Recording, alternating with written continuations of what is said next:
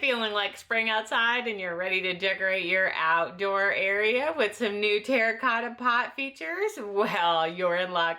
Hi, my name is Leslie and welcome to Happy Tuesday, where we do crafts and DIY and home decor and more.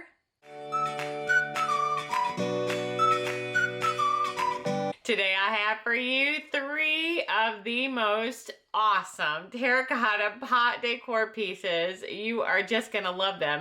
And I think they're in time to make them for Mother's Day too. Now, don't forget to stick around until the very end. And today I'm gonna have a little bit of different something. So stick around and let's get crafting. Here's a quick sneak peek into today's 3 projects. I am so excited to bring these to you. And that will bring us to project number 1. Check out this little turtle. Isn't he just the most adorable?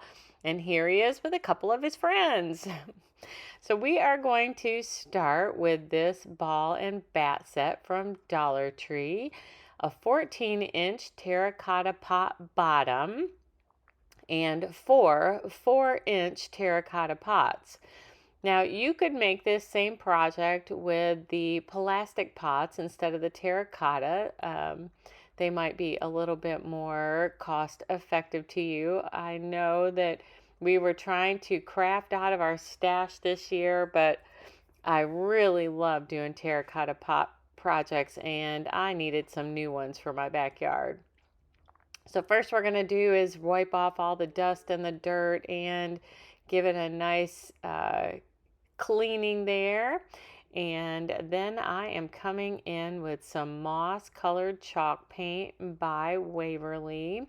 Buy this at Walmart if your Walmart still carries it. And we are going to paint everything that moss colored green. Our ball, our pot bottom on both sides, inside and out, and our 4 pots just on the outside. Then I'm going to grab my paint markers and I am going to make some eyeballs and some little eyelashes and a little smile and start giving our little turtle a personality. He is so excited to come to life for you guys. And then I'm going to grab my chalk paint and we're just going to fill in the eyeballs. I like the good thick coverage of the paint versus the paint marker, but the paint marker is the perfect vehicle to get us started. And so we're going to go ahead and just use a detail brush to get the eyeballs going. And you're going to want to let those dry before you move on.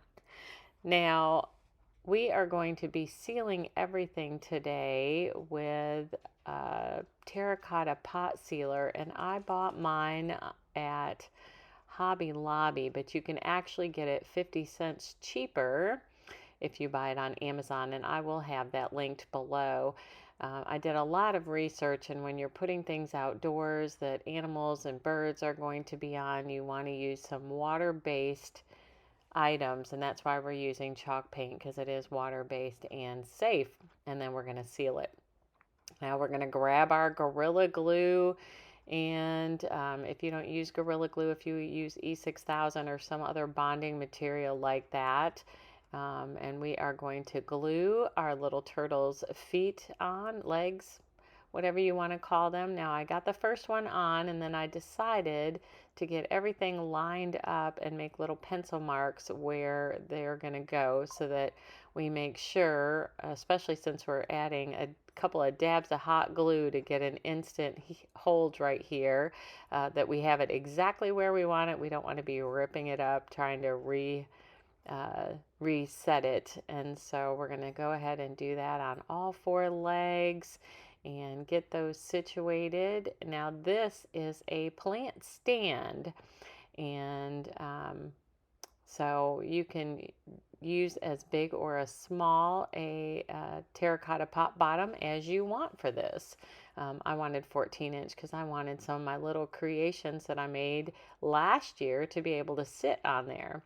Then I grabbed this round sponge brush. I got this at Dollar Tree. This is the bigger size one, and we are just going to dab on paint all over and give our turtle the spot character that he needs. And we're going to do that all over, and then we're going to do a little bit of that Gorilla Glue and a little bit of hot glue to get his head on. And there he is. Isn't he just so adorable? There's that clay pot sealer. Now, Mod Podge also does make a water-based sealant. They have an outdoor Mod Podge.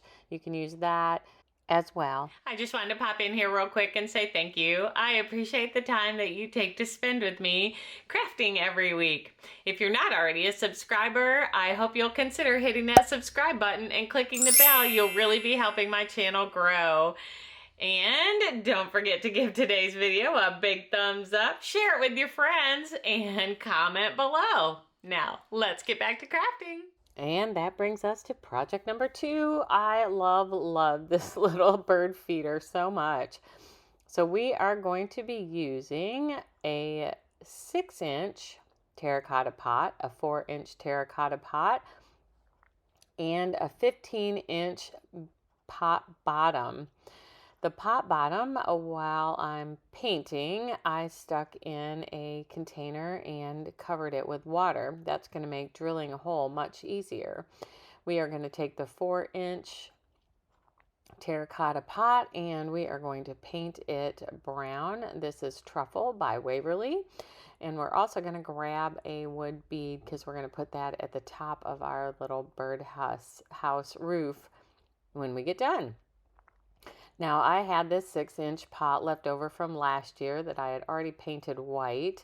And since I wanted to do red, I decided it needed to have a base coat first. So I just grabbed this one, and we are coming in with a red. I believe this is a Christmas red color, but you could use Crimson by Waverly.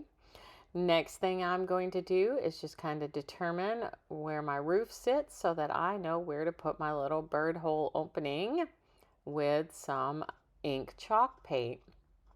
And I'm going to use that same sponge round brush. You can buy these at Dollar Tree. They come in the small size and the big size all in the same container. And then we are going to take our paint marker and we are going to make some little roof shingles all over our brown terracotta pot. Again, if you want, you can use plastic pots for this instead of the terracotta. I just love the weight of the terracotta, and I just think it just looks so cool. Next, I'm going to grab one of these little chalkboard sign things that you can get at the Dollar Tree, and I am going to add some sandstone colored paint to it. We are going to make a little sign for our birdhouse. So once we've gotten the sandstone paint on it. Oh, yes, I grabbed a little twig from my outdoor store and we're going to use that as a little bird perch. So I'm also going to Gorilla Glue that along with a little bit of hot glue. And back to our little sign. Now that it's dried, I'm going to grab my handy dandy little black ink pad. And I did buy this from Dollar Tree, and we're going to distress the edges a little bit of our sign, and then coming back in with paint marker, we're going to write the bird hut.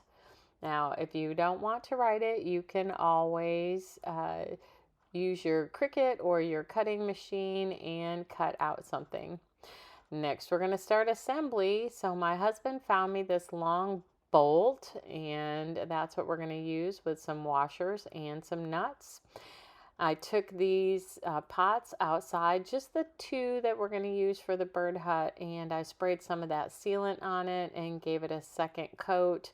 You can even do a 3rd coat if you like. I love the shiny, clean appearance, and now that part is waterproof. But I didn't want to water seal the bottom since it's going to have bird food on it because I wanted the water to be able to dissipate like it does through terracotta pots. Now I put a washer on the bottom and a washer on the top, and then we're going to come back in with a nut and bolt that together. Now you really want to make sure that, especially if you use terracotta, that you bolt this well because you don't want it to fall apart or fall down and break and not be able to be secure. So once I've actually glued the top to the bottom, I realized that I probably needed to secure it in the middle as well. Um, this is heavy, and so you want to make sure that you have good security. And, you know, I don't always trust glue to be a permanent hold, even though it's supposed to be. My husband found this little hanger thing out in our garage, and it had a hole in it. If you don't have something like this, I'm sure you can find something like this at whatever your hardware store is, Home Depot or Lowe's or Ace or whatever you have available. And we are going to bolt that in. Then I'm going to come in with a little bit of that brown chalk paint and just cover up the bolt and the washer so that it looks just like the rest of my little hut. And then I'm going to come in with actually a smaller wood bead. I did have that larger wood bead, but it just didn't look right sitting on top of that nut. So I decided to go in with a smaller bead, and we're going to paint that truffle. And I'm just going to stick it on the end of my paintbrush there and get it painted. Normally I have like a little dowel or some piece like that, but I was in a hurry to get this project finished, and so I just grabbed that little paintbrush, and then I'm going to grab my handy dandy little heat gun there. This is just my tiny heat gun for drying things, and I'll dab a glue, and we're going to set that right on top. I love the way this turned out. We have these little hook things, shepherd's hook things, and it hangs so perfectly from there. I kind of put it over near my hummingbird feeder and added some bird food, and I'm so excited for that. Now that brings us to project number 3. I love the end result of this, but I'm telling you, it was a struggle bus to get to the final result and make sure everything worked out perfectly. So hopefully my struggle bus will make it much easier for you. So I actually painted everything in agave. It is a Waverly color, and I love the way it just kind of has that outdoor watery blue feel to it. But so everything is painted that, and then we're also going to seal it. You can see the sealer, it's in my hand. We're going to seal everything with that terracotta pot sealer. So first we put on our 8-inch pot, and that's going to be our base. And once we've gotten it onto our piece of rebar, that piece of rebar is 4 foot, and I've got a foot of it inside the ground. Now that was my first struggle bus item. I used a fiberglass rebar, and it's supposed to be, you know, twice as strong as regular rebar, blah, blah, blah, but it is it may be strong, but it's flimsy, so it didn't want to hold the weight of all the pieces. And I didn't show you, but I did go ahead and buy a 4-foot piece of regular rebar and metal rebar and put that in. So skip the fiberglass, go right to the metal. You're going to have a much sturdier time with this, and it will be a lot less frustrating.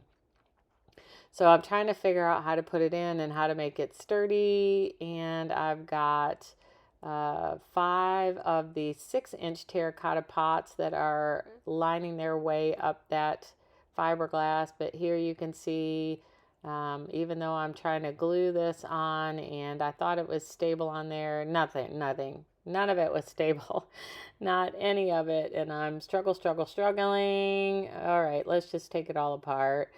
And I put some more dirt in the bottom. You just want to make sure that you don't have too much of that rebar left up at the top. And my husband helped me dig in a hole, and we put in another metal piece inside the hole just to give it a little bit more stability, I thought.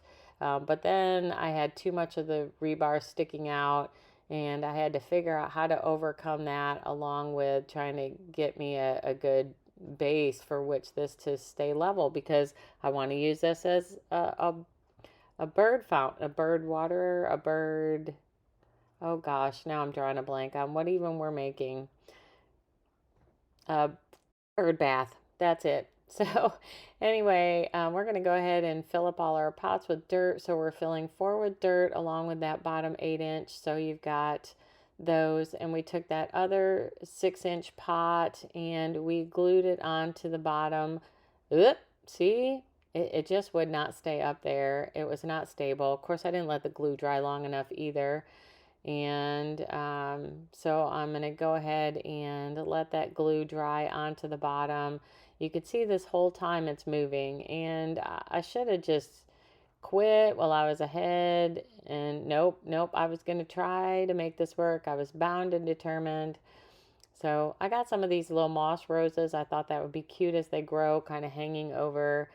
And you can see I made it all level. I even brought the level out, and it was all sitting so pretty.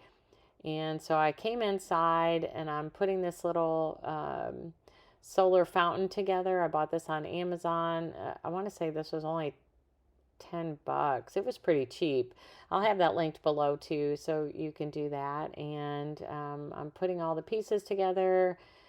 So I'm getting this all ready, and we're going to take this outside. Now, it was a little bit too big for the pot bottom that I'm using, so I trimmed off the edges. And let me tell you, as soon as the sun hit this, the motor started running. So I did, and you can tell, oh, there goes water, and it's just not going to sit level.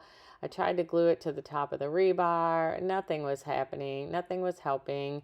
I had it a little bit too tall anyway, so it wasn't sitting on the pot below it. So then I decided I'm going to take a couple of these wood rounds that I keep around for all kinds of crafting, and we are going to create a better base for which to sit that 6-inch pot on. So I'm drilling holes so that I can put that over my piece of rebar, and I'm still trying to do it with this fiberglass rebar. But I did take it all apart. Now, there's the fountain in working order. It is stable. It's not going anywhere now. You can see the wood rounds, and I leveled them off with a couple of pieces of bark. And the whole thing is super stable, and I love the end result. I love looking out the window now and seeing that little fountain going. So here's a look at this little section of my backyard. You can see a couple of the little things I made last year, that ladybug and the frog and this little girl sitting happily on Mr. Turtle. There's a little owl I made too. That was a different project. I'll have both of those videos linked below as well.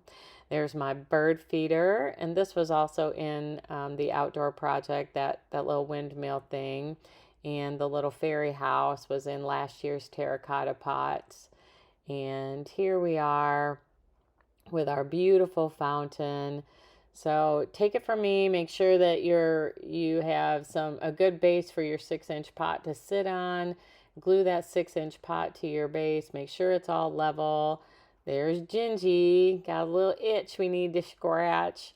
And we're going to zoom in. There's another project from last year's terracotta pots, that little horse that's sitting on the table. Leave me a comment below. Let me know which one is your favorite, which one or ones you'd like to try to recreate. And if you do create something, email me a picture of it. I love to see your projects. Thank you so much for those of you who have stayed to the end. Now, normally this is the time in the video where I give you a sneak peek into what's coming up next week, but this week has just been crazy, busy. I had made commitments with grandkids for chaperoning and for events, and I also have a real estate business. I'm a real estate broker, for those of you who didn't know. Been doing that 25 years. That's crazy. And real estate has been busy this upcoming summer season, and so I've had lots of commitments there. Also, I think I told you guys my dad lives with me, and he's had some medical appointments and had a medical procedure and ended up in the ER twice, and was admitted into the hospital early this morning. And so I didn't get to finish all the projects that I wanted to bring you this week. I'm going to end the video, instead of with a look back through this week's projects, with a little sneak peek into the upcoming project that I hope to bring to you real soon. So I'm not sure what I'm going to bring you next week, but I know it'll be amazing. And until then, make it a great day, and happy Tuesday!